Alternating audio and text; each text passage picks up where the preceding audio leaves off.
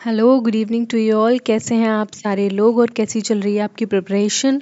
तो आज की इस वीडियो में हम डिस्कस करने वाले हैं हमारे next political thinker. Indian political thought unit 3 को हम डिस्कस कर रहे हैं और इसी डायरेक्शन में हमने 2-3 थिंकर्स को डिस्कस कर लिया है। जो नेक्स्ट बहुत इंपॉर्टेंट थिंकर हमारे बन जाते हैं वो है कबीर। तो इस वीडियो में हम कबीर को डिस्कस करेंगे, ठीक है।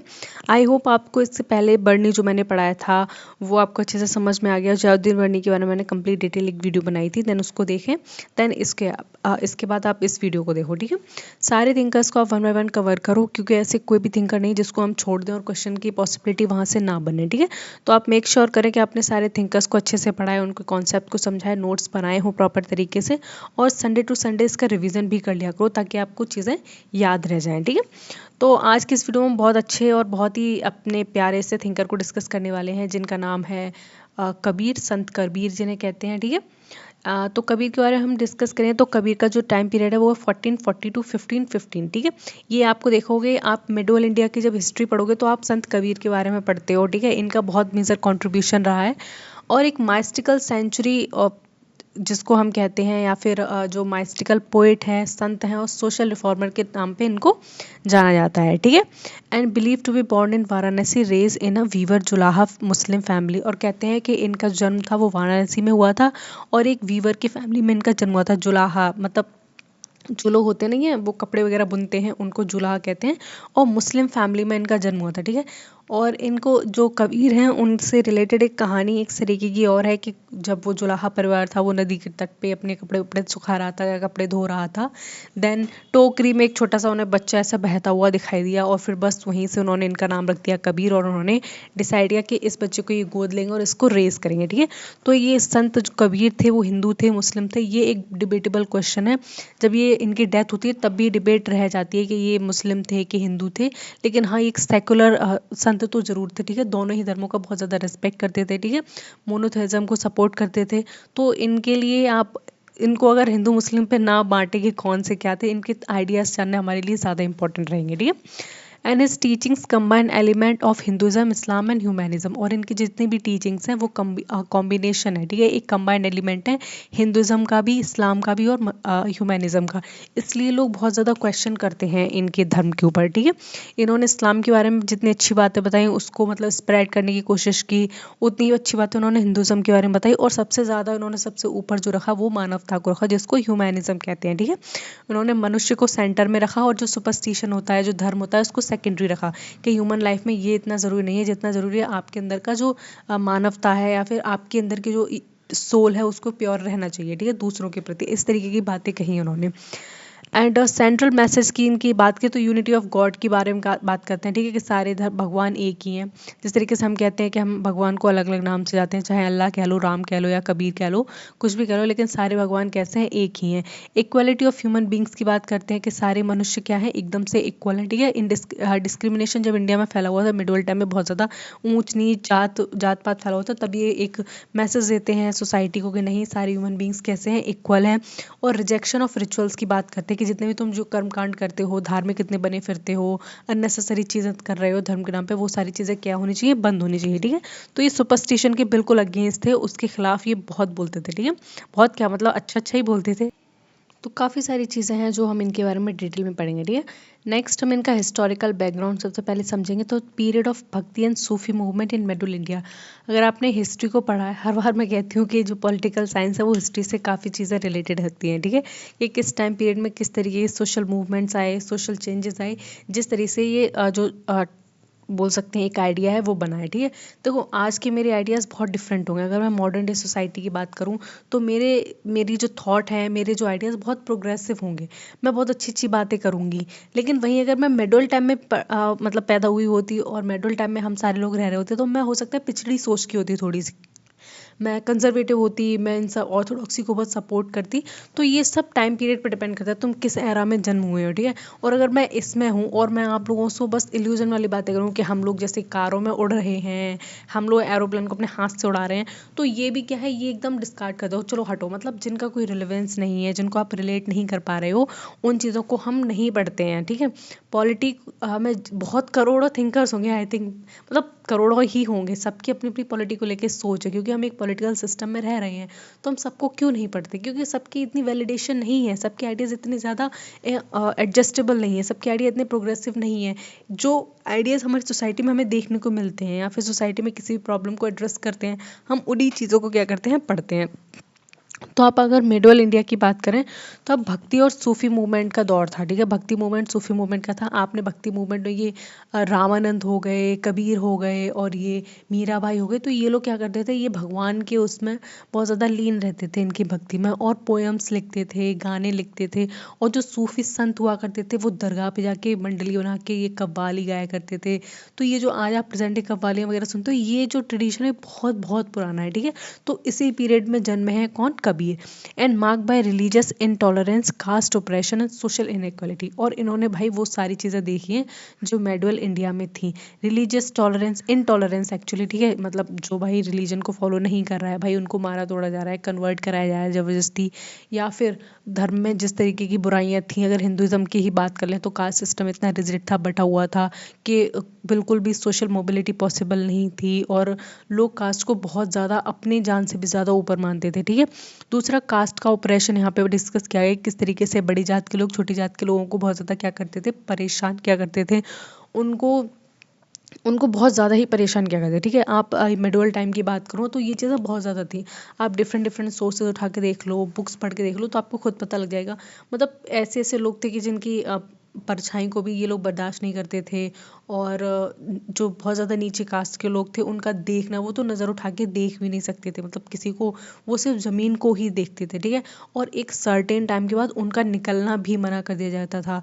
और कुछ कास्ट ऐसी थी, जब वो कभी भी मेन रोड से ट्रैवल करती थी तो बहुत तेज डंडे पीट पीट के ट्रैवल करती थी, ताकि जो बड़ी कास्ट के लोग रह रहे हैं उनको पता लग जाए कि हाँ छोटी कास्ट के लोग निकल रहे हैं, तो वो अपने घर से ना निकले, जब वो निकल जाए तब वो निकले, ठीक है। और जिस रास्ते से वो निकलते थे तो बड़ी अपर कास्ट के लोग उसको गंगा जल छिड़क के, गौमूत्र छिड़क के उसको क्या करते थे, प्योरीफाई किया करते। ये सब सुपरस्टिशंस भाई बहुत थे मेडल डैम में। अभी भी वो रिवाइवल हो रहा है, ठीक है, आप अपनी आंखों के सामने देख ही रहे होगे। लेकिन हाँ, ये सब उस टाइम तो भाई चरम सीमा पे था। तो ऐसे टाइम पीरियड में कबीर का जन्म हुआ है, जिसमें उन्होंने देखा है कि सोशल इनइक्वालिटी कितनी फैली हुई है, औरतों का और जो आदमी है उनका जो स्टेटस है समाज में वो कितना गिरा हुआ है, या फिर कुछ मैन है उनका स्टेटस बहुत हाई है, और जो विमेंस है उनका स्टेटस क्या है, कम्प्लीटली बहुत लो हो गया है, ठीक है। इस तरह की चीज़ हमें देखने को मिलती है। Then next is the rise of feudalism and orthodoxy under both Hindu and Muslim rulers. तो जिस तरीके से फ्यूडलिज्म की जो एक टेंडेंसी थी, और ऑर्थोडॉक्सी की जो बहुत ज़्यादा विचारधारा थी, वो बहुत ज़्यादा पनप रही थी हिंदू और मुस्लिम रूलर्स में। जहाँ जहाँ मुसलमान रूलर्स थे किसी भी रीजन में, तो वो चाह रहे थे उनकी पूरी जनता कन्वर्ट होकर मुस्लिम बन जाए, मुस्लिम्स सारी चीज़ों को फॉलो करे, और नहीं करते थे ना तो वो लोग टैक्स लगा दिया करते उनके रिलीजियस टेम्पल्स पे या फिर रिलीजियस चीज़ों पे, और कभी ये तोड़ फोड़ भी कर दिया करते थे, ठीक है। और इसी तरीके से हिंदुओं में भी ये सारे काम हो रहे थे कि वो बहुत ज़्यादा रिजिड बना रहे थे। अगर हिंदुओं की अगर हम बात करें और आप कह रहे हो कि मंदिर नहीं तोड़ रहे होंगे, मस्जिद नहीं तोड़ रहे, तो भाई वो समाज को भी रिफॉर्म नहीं कर रहे थे, ठीक है। उनके समाज में अगर गलत हो रहा है, उनके समाज में अपर कास्ट के लोग छोटे लोअर कास्ट के लोगों को मार रहे हैं, तो वो राजा उनको नहीं रोक रहे हैं। तो ये भी एक तरीके से क्या है, ये अन्याय है, ठीक है, इनइक्वालिटी है।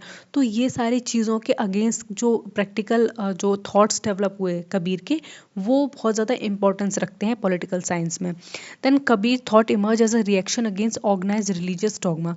तो जो कबीर थे, संत कबीर थे, उनके जितने भी विचार थे वो एक रिएक्शन की तरह निकले, ठीक है। किसके अगेंस्ट थे ये, जिस तरीके से रिलीजियस डॉगमा क्रिएट हो चुका था, धर्म को लोगों ने इतना सर पे चढ़ा रखा था, ठीक है। चाहे वो हिंदू रूलर्स हो गए, चाहे मुस्लिम रूलर्स हो गए, या फिर कॉमन पीपल होते, उन्होंने अपनी लाइफ में अपने आप से ज़्यादा ना धर्म को आगे बढ़ा चढ़ा रखा था, तो जिससे पूरा सोसाइटी एकदम गड़बड़ा गई थी। मतलब पूरी सोसाइटी बेकार कर रखी थी उन्होंने कम्प्लीटली। तो उन सारी चीज़ों के अगेंस्ट ये एक तरीके से रिफॉर्म था, किसका, कबीर का। तो ये सारी चीज़ें आपको याद रखनी है, ठीक है। उनके थॉट्स बहुत अच्छे थे, आपको एकदम प्रोग्रेसिव लगेंगे, बढ़िया लगेंगे, हाँ कि अच्छी अच्छी बातें कह रहे हैं। और अगर हम सोर्सेज की बात करें कबीर के थॉट के, जितने हमें पता लगता है कि कहाँ कहाँ से ले गए, तो उसमें भक्ति ट्रेडिशन एक बहुत इंपॉर्टेंट सोर्स बन जाता है, जिसमें वो डिवोशन करते हैं एक फॉर्मलेस गॉड की, एक ऐसे भगवान की पूजा करने की कहते हैं कबीर जिसका कोई फॉर्म नहीं है, ना वो इंसानी फॉर्म में है, ना वो जानवर की फॉर्म में है, ना ही वो हवा है, ना कुछ है। मतलब निर्गुण भक्ति की बात करते हैं। दो तरह की भक्ति को हम पढ़ते हैं मिडिवल टाइम में, निर्गुण और सगुण। सगुण भक्ति वो होती है जिसमें भगवान को आप इंसान के रूप में जाके पूछते हो, और निर्गुण भक्ति वो होती है जिसमें लोग कहते हैं कि भगवान का कोई फॉर्म नहीं होता, भगवान फॉर्मलेस होता है। भगवान को आप किसी भी एक प्रतिमा में या फिर एक किसी मूर्ति में नहीं ला सकते, ठीक है, उसको आप नहीं उसकी मूर्तियां नहीं बना सकते, ठीक है, बढ़िया बात कहते हैं, मैं भी इसको मानती हूँ। तो निर्गुण भक्ति की बात करते हैं कौन, कबीर बात करते हैं। उसी तरीके से सूफी मास्टिसिज्म की बात करें तो emphasis on internal experiences and divine love. देखो जो सूफी मास्टिसिज्म है वो क्या कहते हैं, वो बहुत ज़्यादा फोकस करते हैं किस पे, डिवाइन लव के ऊपर बात करते हैं, ठीक है, और इनर एक्सपीरियंस की बात करते हैं, मतलब वही मेडिटेशन करो और भगवान का ध्यान करो, मन को शांत करो, अपने विचार को शुद्ध करो, ये सारी बातें कहते हैं। सोशल कॉन्टेक्स्ट में बात करें तो protest against caste hierarchy and priest domination. और उन्होंने जो समाज में सुधार लाए मेजरली वो ये थे कि वो जो कास्ट थी, जो जातिवाद थी, उसकी जो हायरार्की बटी हुई थी, उसको वो पूरी तरीके से क्या करते थे, उसके अगेंस्ट थे, ठीक है, कंप्लीट अगेंस्ट थे। कैसे, जैसे कि आगे पहले तो बहुत ज़्यादा हमारे जो रिलीजियस टेक्स्ट वो कहते हैं कि जो इंसान कर्म से सबसे ऊंचा होता है वो जात से भी ऊंचा होता है, लेकिन बाद में आके धीरे धीरे ये चीज़ हायरार्की हो गई। आज आपके दादा परदादा जिस कास्ट में जन्म हुए हैं, आप भी उसी कास्ट में हो, भले आपके काम कितने भी गंदे रहे हों, लेकिन आप अगर अपर कास्ट के दादा परदादा के खानदान में पैदा हो गए हो तो तुम्हारे नाम के आगे भी वही लग जाएगा, अपर कास्ट वाला नाम। तो ये गलत है, ठीक है। साथ में प्रीस्टली डोमिनेशन की बात ही कहते हैं, किस तरीके से अपर कास्ट में और जो जो प्रीस्टली क्लास उन्हें कहते हैं, जो ये क्लेम करते हैं कि हमें धर्म का ज्ञान है, चाहे वो मौलवीज हो गए इस्लाम में, और चाहे वो हिंदू धर्म में पंडित ब्राह्मण हो गए, तो इनके जो डोमिनेशन को ये क्या करते हैं, डिस्कार्ड करते हैं, इनके पूरे अगेंस्ट रहते हैं। पर्सनल एक्सपीरियंस की बात करें तो emphasis on self direct realisation of truth through sadhana. Inner discipline की बात करते हैं कि आपको क्या होना चाहिए, अंदर से आपका डिसिप्लिन होना चाहिए, जिसको ये साधना कहते हैं। साधना का मतलब सिंपल ही आंखें बंद करके एक शांति के भाव में पोस्चर में बैठ जाओ, ठीक है, और बस भगवान का नाम जप करो, और उसको क्या कहते हैं, साधना कहते हैं। इससे क्या होगा, आप खुद को पता लगा लोगे कि आप क्या हो। मतलब मेडिटेशन बहुत अच्छा होता है, ठीक है, मैं खुद मेडिटेशन करती हूँ, मुझे पता है कि मेडिटेशन से क्या चीज़ आपको एकदम रिलीफ मिलता है, रिलैक्स मिलता है, और चीज़ें आपको बहुत हद तक याद रहती हैं। मुझे मेडिटेशन का सिर्फ सबसे बेस्ट जो मेरी लाइफ में रहता है, जो मुझे रियलाइज़ होता है, वो ये है कि जब मेडिटेशन करते हैं तो हमें चीज़ें याद रहती हैं बहुत टाइम पीरियड के लिए। अगर आप भूल भी गए हो ना, तो आंखें बंद करोगे, वो चीज़ें आपको कंप्लीट याद हो जाएंगी अपने आप। तो ये बहुत बड़ा फ़ायदा है। मुझे अपने आप को नहीं जानना है, लेकिन हाँ मुझे ये बात अच्छी लगती है कि हाँ मुझे चीज़ें याद हो जाती हैं। एग्ज़ाम में इसका बहुत अच्छा मुझे फ़ायदा मिल जाता है। की पॉलिटिकल आइडियाज़ की यहाँ पे बात करेंगे और हम अच्छे से डिस्कस करेंगे। Rejection of social hierarchy. Social hierarchy को ये पूरी तरीके से क्या करते हैं, रिजेक्ट करते हैं। सोशल हायरार्की मतलब यही है, राजा का बेटा राजा बनेगा, ठीक है, तो इसको पूरी तरीके से ही मना करते हैं। Denounce caste system and untouchability. जो भारत में छुआछूत फैला हुआ था, इसको भी ये क्या करते हैं, पूरी तरीके से नकारते हैं कि ये बहुत ही गलत चीज़ है। और जो कास्ट सिस्टम बना रखा है कि बड़े कास्ट छोटे कास्ट उससे छोटे कास्ट, इस चीज़ को भी ये क्या करते हैं, पूरी तरीके से डिनाउंस करते हैं, ठीक है, ये सब नहीं होना चाहिए। इनका बहुत अच्छा कोटेशन है, जात पात पूछे न कोई, हरि को भजे सो हरि का होई। मतलब भगवान किसी की जात पात नहीं पूछते हैं, लेकिन भगवान को जो पूछता है, मतलब भगवान की भक्ति में जो लीन रहता है, हरि उसको ही मानता है, ठीक है। कितनी अच्छी बात कही उन्होंने, ठीक है, मतलब भगवान किसी का नहीं है, भगवान किसी की जात नहीं पूछता है, तुम किस जात से हो तो मुझे पूजा कर रहे हो। बस जिसने सच्चे दिल से सच्ची श्रद्धा से भगवान का नाम लिया, भगवान को अपना माना, भगवान भी उसको अपना मान लेता है, ठीक है। And advocate for social equality and human dignity. और वो एडवोकेट करते हैं किसके लिए, सोशल इक्वालिटी के लिए, समाज में समानता होनी चाहिए। और इंसान की डिग्निटी की बात करता है कि हर इंसान के अंदर एक सेल्फ रेस्पेक्ट होता है, तो उसको हार्म नहीं करना चाहिए दूसरे इंसानों को। और अच्छी अच्छी बातें कहते हैं, ठीक है। Critic of religion and priest craft. और ये बहुत बड़े क्रिटिक होते हैं किसके, रिलीजन के, धर्म के तो बहुत बड़े क्रिटिक होते हैं, प्रीस्ट क्राफ्ट के भी होते हैं, कि सारे जो बड़े बड़े पदों पर बैठे हुए हैं, जो क्लेम करते हैं कि वो भगवान के एक नैरेटर हैं, भगवान के एक तरीके से मैसेंजर हैं, करते हैं ना कि हम भगवान के जैसे प्रीस्ट होते हैं हमारे यहाँ पे, जो पंडित वंडित होते हैं, तो पता नहीं उनको कितना चढ़ा लेते हैं सर पे कि ये सब कुछ ज्ञान जानते हैं, बट वो चीज़ें नहीं है। तुम पढ़ के कोई भी पंडित बन सकता है, ठीक है, किताबें सबके लिए ओपन सोर्स हैं, कहीं पढ़ो और अच्छे से जानो, ठीक है। तो रिलीजन के साथ साथ और ये प्रीस्टहुड के बहुत बड़े क्रिटिक रहते हैं। And rejected ritualism, idol worship, hypocrisy of both the pandit and mullahs. मुल्ला लिखा है, हाँ मुल्ला ही लिखा है, ठीक है। तो ये क्या करते हैं, ये साथ साथ जो रिचुअलिज्म है, रिचुअलिज्म का मतलब होता है जितने भी आपने तंत्र मंत्र ये सब बना रखे हैं, ठीक है, हवन करो और बलि वली दो और ये परिक्रमा करो, ये सब होता है ना हिंदू धर्म में, कितने सारे कर्मकांड होते हैं। तो इन सारी चीज़ों को इन्होंने पूरी तरीके से रिजेक्ट किया है। साथ के साथ आइडल वर्शिप को भी रिजेक्ट किया है कि भगवान का कोई फॉर्म नहीं होता, तो ये सारी मूर्तियाँ वगैरह बनाना बंद कर दो, क्योंकि भगवान को तुम एक मूर्ति में नहीं ला सकते, ठीक है। क्योंकि भगवान इतना बड़ा है भाई, उसको तुम एक अपने हाथ से कैसे बना के कह सकते हो कि ये भगवान है, ठीक है। तो भाई, और ये हिपोक्रेसी बताते हैं, ठीक है, बोथ पंडित्स की और मौलाज की, कि जो पंडित और मौलाज लोग होते हैं उन लोगों की हिपोक्रेसी एक तरीके से, मतलब उन्होंने अपने फायदे के लिए लोगों को गुमराह कर रखा है और ये अपना धंधा चला रहे हैं मस्त। अगर ढंग से समझो ना कबीर को, तो भाई ये फेवरेट लगते हैं थोड़े से।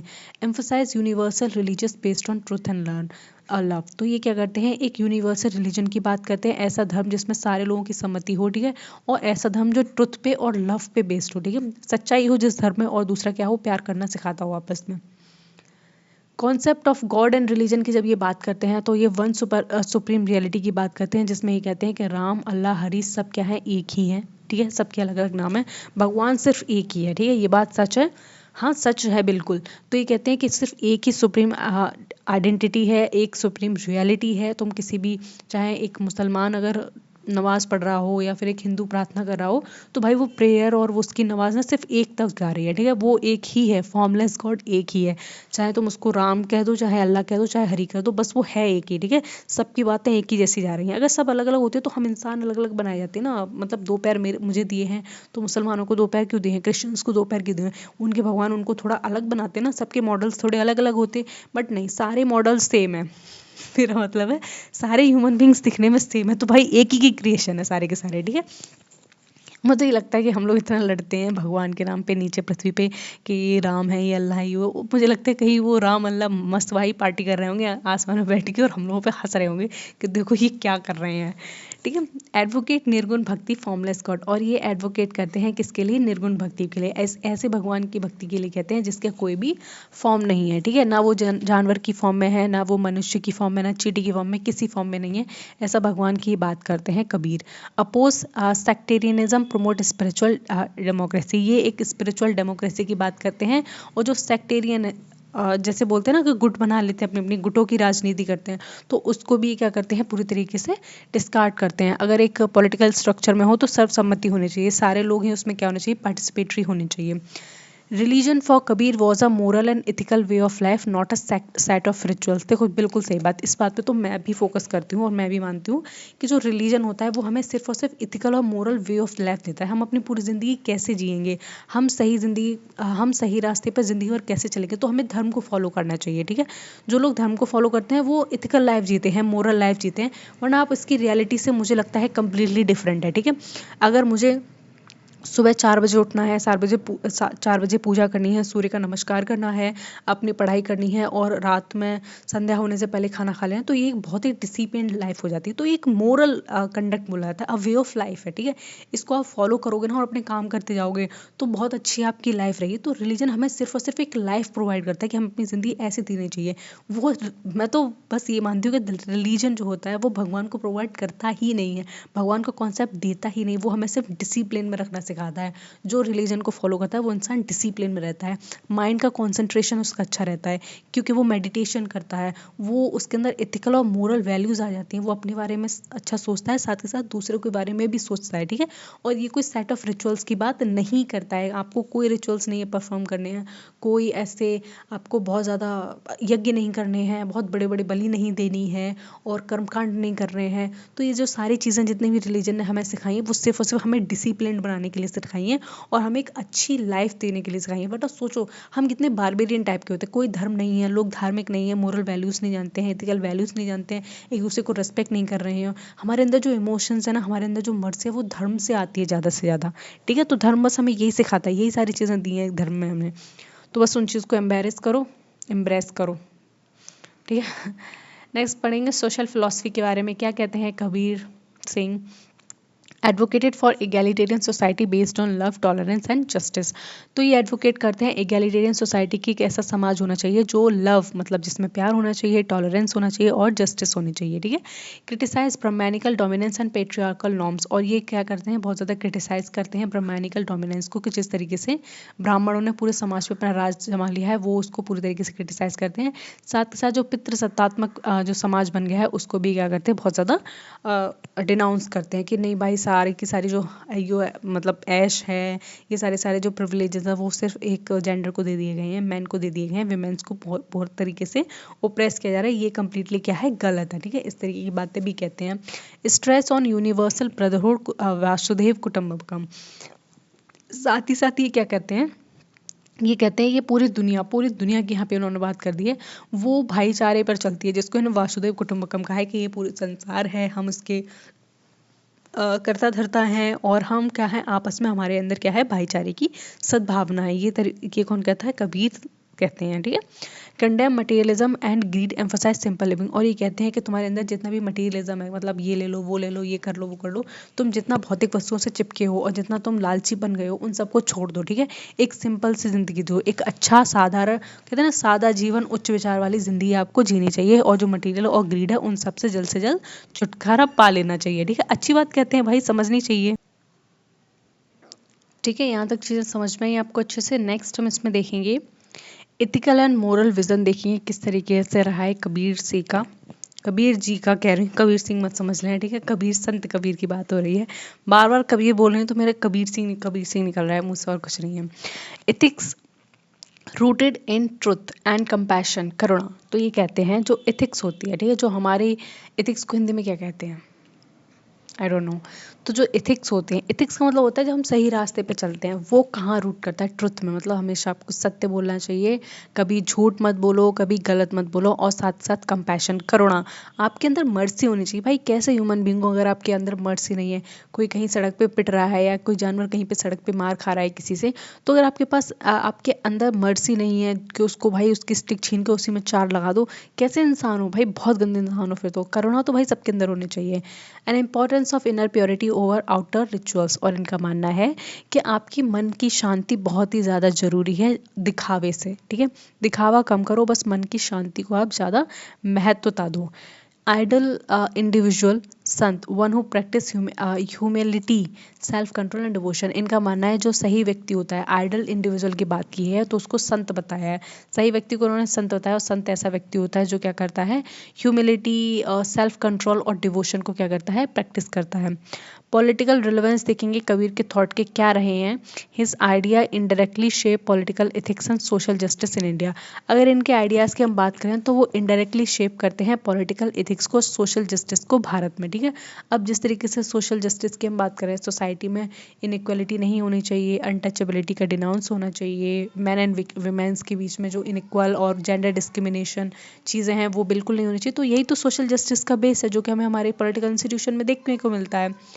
And promoted the idea of just society without discrimination, और इनने जिस तरीके से एक ऐसे समाज की परिकल्पना की है, ऐसे समाज का हमें चित्रण दिया है जिसमें क्या हो, कोई डिस्क्रिमिनेशन ना हो और सारी सोसाइटी कैसे हो, जस्ट सोसाइटी हो, मतलब सही सोसाइटी हो।